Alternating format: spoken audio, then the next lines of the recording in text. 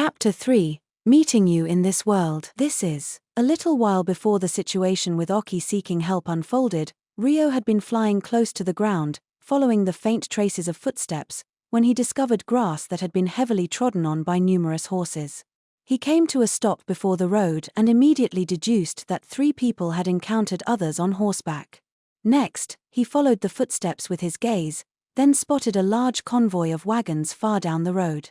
The convoy of wagons had stopped, but were about to depart at any moment. Several exposed wagon loads caught Ryo's eyes. They had several people gathered together on them, slaves, most likely, with swarms of mercenary-like guards surrounding the wagons. Slave merchants, This might be bad. An unpleasant feeling settled in Ryo's chest. He aborted his flight arts and landed on the ground, before bursting into a sprint toward the wagons, using his enhanced physical abilities. However, he couldn't just attack them straight away simply because of an unpleasant feeling he had, so he decreased his speed once he had somewhat closed the distance between them. That was when one of the guards noticed Ryo. "Hey, someone's approaching from the side of the road." A guard yelled loudly when he noticed Ryo, stirring the caution of those around him. Several of the guards immediately drew their weapons and took on a formation to protect the wagons. "Stop right there," one of the guards yelled. Ryo decided to demonstrate that he had no hostile intentions, for now. "I'm searching for some people. 3 of them. They came from the same direction I did just now." He explained his intentions without drawing his weapon, staying exactly where he was, as ordered. The air around the mercenaries changed slightly. They looked at each other, before they all turned to look at a man who was probably the highest-ranked one amongst them. "Someone call the boss and the captain over here. Quickly." The man who was turned to the leader-like man that Miharu, Masato, and Oki had encountered, said with irritation. Less than half a minute later, a well-dressed man appeared, accompanied by another bulky guard. "So, you're the one who appeared out of nowhere. What do you want?" he asked unhappily, looking over Ryo's cloaked figure. "Forgive me for my rudeness. My name is Hans. You may have heard from your bodyguards already, but I am in search of some individuals. 3 people should have appeared from the side of the road a short while ago. Have you seen them?" Ryo asked, purposefully choosing to take on a courteous tone toward the haughty man. However, it was clear that his tone was only for show, as he had given him a fake name he had made up on a whim in case things took a turn for the worst. "Oh. And here I was, thinking you were but a mere hoodlum," the well-dressed man muttered, narrowing his eyes. "No clue. Unfortunately, we're in a rush. If you're done here, then leave," he said with a curt shake of his head. He had considered the possibility that he was talking to a noble based on Ryo's educated form of speech, but he ultimately decided to feign ignorance. "I would, but I found the footprints of several people in the grasslands a small distance away from the road. There were signs that the grass had been trampled by horses fairly recently, too," Ryo said with a troubled smile. "Are you accusing us of kidnapping those people?" The well-dressed man asked Ryo with an emotionless look. "Oh, no. Of course not. I was simply hoping you would drop the pretenses and open yourself up to discussion if they really were in your care." Ryo shook his head, wearing a poker face as he selected his words carefully. He had already given them the idea that he was fairly confident, so he tried to make it seem as though he was willing to settle things peacefully by making a roundabout offer to ignore any shady business that they were involved in. At the same time, he made a show of looking over the wagons that stood behind the man. Unfortunately, there were large numbers of slaves on every wagon. He didn't know what the people he was searching for looked like to begin with, so all he could do was pass his eyes over each and every one. "I'd like to ask you to refrain from staring at my precious cargo so intently. There are many slaves who start feeling a false sense of hope from interacting with outsiders," the well-dressed man said, glancing at the wagons behind him. He shot the large guard standing next to him a look that said to lower the covers on the wagons. At that, the bulky man and several of his subordinates began to promptly move about. "Help us." The voice of a young girl echoed from one of the wagons. It was Oki. Nearly everyone present had no idea what Oki had said and what the words meant. Almost everyone, except, "Help us." Is that Japanese? Ryo had heard it and understood it. A voice seeking help. But he hesitated for a moment, wondering if he had mistakenly heard wrong. After all, Those words shouldn't have existed in this world. However, when he turned his gaze toward the wagon that the voice came from, he became certain that he hadn't misheard. There, inside the wagon, stood Oki with her East Asian facial characteristics. TCH. Cover the cargo already. While Ryo stood bewildered, the well-dressed man clicked his tongue and quietly ordered his guards to hide the contents of the wagons. He had run out of patience. Eventually, the covers of the wagons were fully lowered over the interior platforms. Now look at what you've done. The slaves are making a fuss because of you, the well-dressed man said, still trying to feign ignorance. On top of that, his words were blunt in order to place the blame on Ryo. Please, hold on a moment. The girl who called out just now was one of the people I'm searching for. She was asking for help. Could you explain what's going on here? Ryo asked in a composed tone after calming down and returning to his senses. He wasn't going to back down, either. The well-dressed man's expressions twisted in displeasure. What a bother. Enough already. Kill him, he ordered the bulky guard next to him in irritation. You heard the boss, people. We're going with the simplest and easiest way of silencing someone. Form up. With a grin, the guard stirred up the men surrounding them. The mercenaries got in formation gleefully and enclosed Ryo in an instant. Their movements were a fine show of leadership. The skill of a mercenary group varied dramatically depending on the abilities of their commander, but all the mercenaries here seemed to be quite experienced in group combat. You've mistaken foolishness for bravery, as there's a time and place for this kind of thing. This isn't it. Any last words? If you beg for your life and agree to become a slave, then I may be willing to spare you. You do have a nice face, after all. Any interest in selling your body? The well-dressed man asked in triumphant arrogance, obviously feeling assured in his overwhelmingly advantageous position. How repulsive. You should have just handed over the people you kidnapped without a fuss while you could. However, if this is what you want, I won't hold back, either, Ryo said in a calm but deadly tone, shaking his head in annoyance. The man reacted to the bloodlust directed toward him. Enough. Kill him, he ordered in a high-pitched voice. Get him. The bulky commander of the mercenary squad ordered the soldiers surrounding Ryo. The mercenaries thrust their spears at Ryo from every direction as they protected themselves with their shields, but Ryo gracefully leaped into the air and out of the circle of attack with ease. What? The mercenaries were taken aback in spite of themselves, staring after Ryo dumbfoundedly as he cleared their heads with a light jump. Eek! Ryo pulled the dagger hidden under his overcoat out while mid-air, equipped it in his left hand, then stabbed at the legs of the mercenaries nearby without hesitation as soon as he landed. The men who had been stabbed let out a scream. Will they lose their fighting edge, now? Ryo thought. Then, suddenly, photon projectiles. The commander of the mercenary squad fired offensive magic toward Ryo. A magic circle floated before the left hand he had held up toward Ryo, his magic essence turning into high-speed bullets of light energy that shot forth in rapid succession. Ryo dashed to the side and evaded the attack. He's awfully calm. Worthy of being the leader to all these mercenaries, I suppose. Guess it wouldn't be that easy, Ryo thought tiredly as he accelerated. Our opponent is using physical ability enhancement. Keep him moving and strike when his fatigue. Get into a defensive formation. The commander calmly called out directions as he relentlessly fired his light bullets at Ryo. With that, the other mercenaries regained their composure, too. The mercenaries got into a close formation, protecting the well-dressed man and the commander as he fired his offensive magic. Then, they lowered their bodies with their shields fortified in a circle so that the commander's trajectory was unobstructed. Ryo had been avoiding the bullets by darting freely through the wide field next to the road, but when he saw the sight of the mercenaries, he frowned in irritation and charged toward the wall of shields head-on. The fool lost his patience. Ready the spears.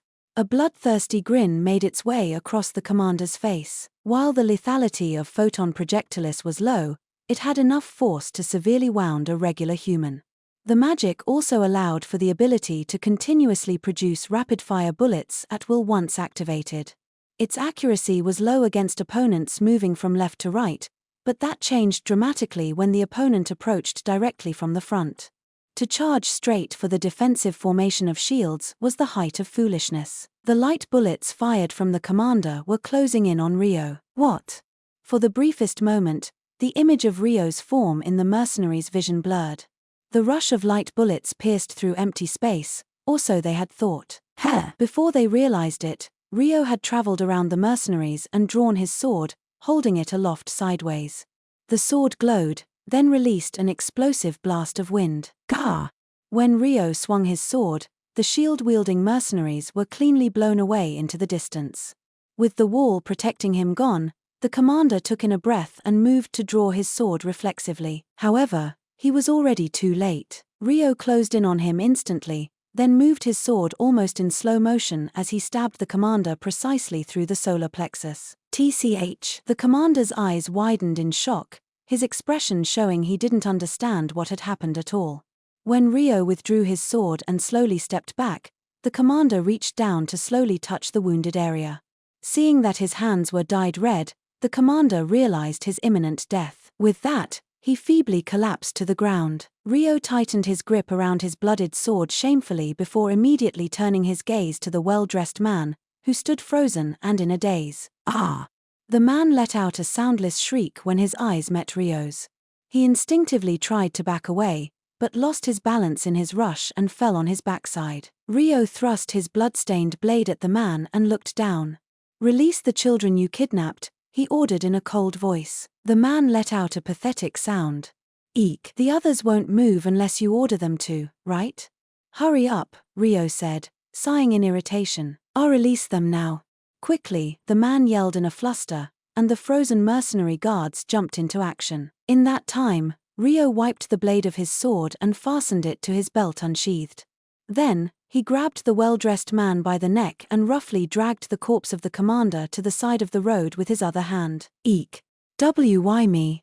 What are you going to do?" he wailed as he looked at the body of the commander with a paled expression. "This guy's dead body was just in the way. And you're a hostage," Ryo said, lightly flinging the corpse of the commander into the grass. Now the body could no longer be seen from the road. Grabbing his sword in his newly freed right hand, Ryo and the man then returned to the road. The mercenaries were silently gathered at the road, but they fearfully retreated when Ryo approached. They were aware from the previous battle that the difference in their abilities was too great, and now, their commander was dead and their client taken as a hostage. They had completely lost the will to fight. Oki and Masato had just been safely released from the wagon and were standing a small distance away from the mercenaries. Ryo approached the two and spoke to them awkwardly in Japanese. "Are you two the only ones that are safe? Why you can understand us?" Oki asked, clinging to his words. "I can, but I'll leave the details for later. I thought there was one more of you. Was I mistaken?" Ryo asked hesitantly. Oki nodded with vigor. "There is." She was taken to another wagon. Ryo looked down at the well-dressed man he had grabbed with his left hand. "I don't see the last person." "Which wagon is she in?" he asked, casually showing the sword held in his right hand. "The second to last wagon on the right side. She's on that one." "You haven't done anything to her, have you?" I haven't. "I haven't done anything," he replied frantically to Ryo's questions. "I'm going to check." "You're coming with me," Ryo said, dragging the well-dressed man with him. "I'm going to save your friend. Will you follow me?" he called out to Oki and Masato. The two of them looked down at the completely terrified slave merchant with something like pity before hesitantly nodding. "Why yes." Once they arrived at the wagon where Maharu was, Ryo turned to the slave merchant. "It seems to be locked." The door to the platform of this wagon was far more securely locked than the others. I have custody of the key to this wagon." "Then open it already," Ryo ordered, releasing the slave merchant from his grip around the neck. The man stood up in a fluster and tried to unlock the wagon door with his trembling hands. After fumbling for a bit, the door to the wagon's interior platform was finally unlocked. "Don't try anything clever," Ryo warned him with a sharp look before opening the unlocked door. A dark and gloomy air permeated the interior. With a dull, grinding creak, the door to the interior of the wagon opened. Light from outside filtered through to the interior of the covered platform, replacing the stale body odor with fresh air. Maharu looked up at the opened door worriedly. But it wasn't just her. The wagon was packed full of beautiful young women whose gazes were hesitantly drawn toward the door, when a boy with an androgynous face appeared. They all stared at Ryo. When he felt the gazes of all the girls locked on him at the same time, he began to look around the platform somewhat uncomfortably. Like everyone else, Miharu was also observing Ryo's face. Is he looking for someone? Huh? Miharu flinched when their eyes met. As Ryo looked at her, engrossed, Miharu stared back in a daze. She felt like she was being sucked into his eyes. The two of them continued to watch each other in silence. Ryo remained so still, it was almost like time had stopped. The same could be said about Miharu, too. Ryo muttered something Miharu couldn't make out, his eyes watery and face twisting as though he was about to cry as he looked at her. Then, for some reason, Miharu felt like she wanted to cry, too. Even though she was meeting him for the first time, there was a sense of nostalgia that couldn't be described rising within her chest. After some time, Ryo's expression changed to one that looked rather guilty. He sheathed the sword in his right hand as though to hide it, before taking a hesitant step onto the platform. He approached Miharu nervously. "I've come to save you," Ryo said gently to Miharu with an awkward smile. Ryo slowly offered his hand out to Miharu, who sat on the floor of the platform. "Thank you very much." Miharu's eyes widened in awe before she timidly took Ryo's hand while watching his expression. He grasped her hand with reservation. He noted how soft her hand was. Unlike his rugged hands covered in sword blisters, her hand was pale, delicate, and fair. A vast difference to the hands that had just killed a man. "Yes, Miharu. It really is Mi-chan. Why is she here in this world?" Ryo's face almost twisted with the indescribable emotions within him. Unable to look at Miharu directly, he avoided her gaze, his expression laden with guilt. He had always wanted to see her again, yet now that she was here before him, he felt absolutely terrified. He had become a different person than Amakawa Haruto. He could no longer return to his former self, because he felt like he had been stained with sin. It was true, Ryo had already killed someone with his own hands, and he had set off from the Yagumo region carrying an intensely burning desire for vengeance. He let go of Miharu's hand. "Your two acquaintances are waiting outside. Let's go," he said, turning on his heel. What about them?" Miharu asked him timidly as she watched the girls around her stare with envy. Ryo shook his head with a troubled expression. "While you and your friends were kidnapped, these girls are most likely here after going through the proper legal procedures for a slave trade. If I take them along with me, I'll become a criminal." Slaves were people without rights. By law, they were treated as objects. That was why stealing them was considered theft, carrying out a scam for them was fraud, and snatching them was robbery or extortion. That can't be." Miharu looked around at the girls in a daze. "I'm sorry. I can't do anything." Ryo's expression darkened apologetically. "No.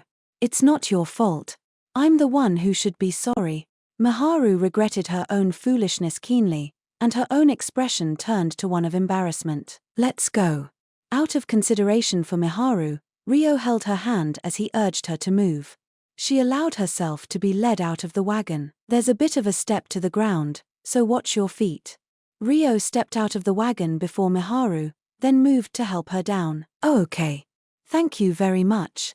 Miharu timidly stepped out of the wagon.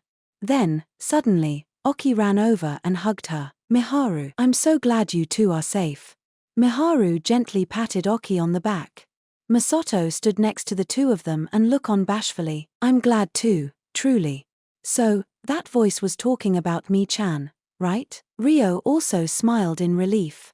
But at the same time, he found it mysterious that the voice in the back of his head had known Miharu and the others would appear here. That being said, there was no use wondering about that now. Imagine if I hadn't made it in time. It gives me goosebumps just thinking about it. All because of this guy. Ryo directed a quiet but murderous gaze at the slave merchant. Eek. The merchant backed away in fear. For a moment, Ryo considered taking the slave merchant's life, too, but he restrained himself. He couldn't let his impulses drive him to murder without considering the consequences. Most importantly, he didn't want Miharu and the other two to see any dead bodies, much less the sight of himself killing someone. "Did they steal anything from the three of you?" Ryo asked Miharu, Oki, and Masato with a sigh. They took our bags," Miharu answered on everyone's behalf. Ryo immediately turned to the slave merchant. "Where are their belongings?" he asked. "Seirei in my wagon. I'll return them right away. Just wait there." The slave merchant responded in a flurry, then ran toward his own wagon. Less than a minute later, he returned and thrust several bags out at Ryo. "And everything is still inside, right?" Ryo questioned the slave merchant in a cold voice. He passed the belongings over to the three without pause. "Oh, of course. I haven't touched a thing. I'll give you money, too, so please believe me." The slave merchant nodded furiously, then held out a small pouch that was sagging with coins. Ryo accepted the pouch and took a peek. There was indeed a significant amount of gold coins inside. It was probably intended as some kind of compensation for what they had gone through. "Is there anything missing from your bags?" Ryo asked. "No. Everything's here," Miharu, Oki, and Masato replied quickly. "You don't seem to be lying." "Yes, that's what I said. Please believe me, I beg of you." The slave merchant pleaded desperately. "All right. But if you ever try to do something to them again, I'll find you and kill you," Ryo threatened. I got it. The slave merchant nodded in fear. With that, Ryo had nothing more to say to him. "Let's get away from this place, first and foremost. I'll lead you to somewhere safe," Ryo said, starting to walk and prompting Miharu and the others to hesitantly follow him. Once the entire group had walked out of sight, the slave merchant fell to his knees, feeling as though his soul had left his body. Ryo and the others headed down the road toward the north, with Miharu, Oki, and Masato silently following him from afar. There was no conversation between the four of them. Every now and then, Ryo would turn to check on them, but he wasn't sure what to say as an awkward air fell between them. Miharu and the other two also seemed nervous, not quite understanding the reality of their situation, and remained silent in somewhat of a daze. Thus, the silence continued as they walked on with a healthy distance maintained between them. "Pretty," Oki suddenly murmured. Her gaze was drawn toward the west. The day was nearly over as the sunset dyed the horizon scarlet red. It was scenery that couldn't be seen in Japan. The rest of the party naturally turned to the western sky. I'm sorry. Excuse me?" Miharu timidly spoke to Ryo's back. What is it?" Ryo flinched before awkwardly turning around. "Thank you very much for saving us," Miharu said, finding the courage to speak up. She bowed her head at Ryo. "Who knows what may have happened to us if you hadn't come." It was a gesture that clearly conveyed the sincerity of her gratitude and her proper, educated upbringing. Ryo looked at Miharu sadly. "No, I only did what should have been done. There's a lot I want to ask you, too," he said, shaking his head uncomfortably. Miharu slowly raised her head. My name is Is Miharu. May I ask your name? Also, if it's possible, would like to ask you some things too." My name. Because of some circumstances, right now my name is Haruto. I don't have a family name." For a moment, Ryo was shaken, and he averted his eyes in hesitation. However, he decided on telling them the alias he was officially operating under while moving around in the Straw region. Ryo was a wanted criminal after formerly being falsely convicted in the Kingdom of Beltrum, so he figured it would be better to change his name. Black hair also stood out in the Straw region, so he had changed its color with a magic artifact. That was why his hair was currently gray. His moment of hesitation was due to the sense of resistance he felt toward calling himself Haruto in front of Miharu. That being said, calling himself Ryo would have required a more complicated explanation. In the end, acting so uncertain about giving his name would have seemed suspicious, so Ryo resolutely called himself Haruto. Then, he turned to watch Miharu for her reaction. "Haru, too?" Miharu blankly murmured Ryo's alias, no, Ryo's former name. "Haruto?" Oki also showed a conflicted expression. The tone of her voice almost sounded bitter. "Oki-chan," Miharu said. Oki looked at her in surprise, but Miharu simply shook her head in silence. "Oki?" Ryo's eyes widened after hearing Oki's name. That name was the same as Amakawa, Haruto's little sister, the one his mother had taken away when their parents divorced. Ryo examined Oki's face. She was only 4 years old the last time he had seen her, and the impact of noticing Miharu first had distracted him, but she certainly did bear a resemblance.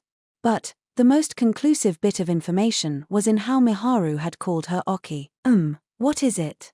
Oki asked Rio timidly, noticing that she was being stared at. No.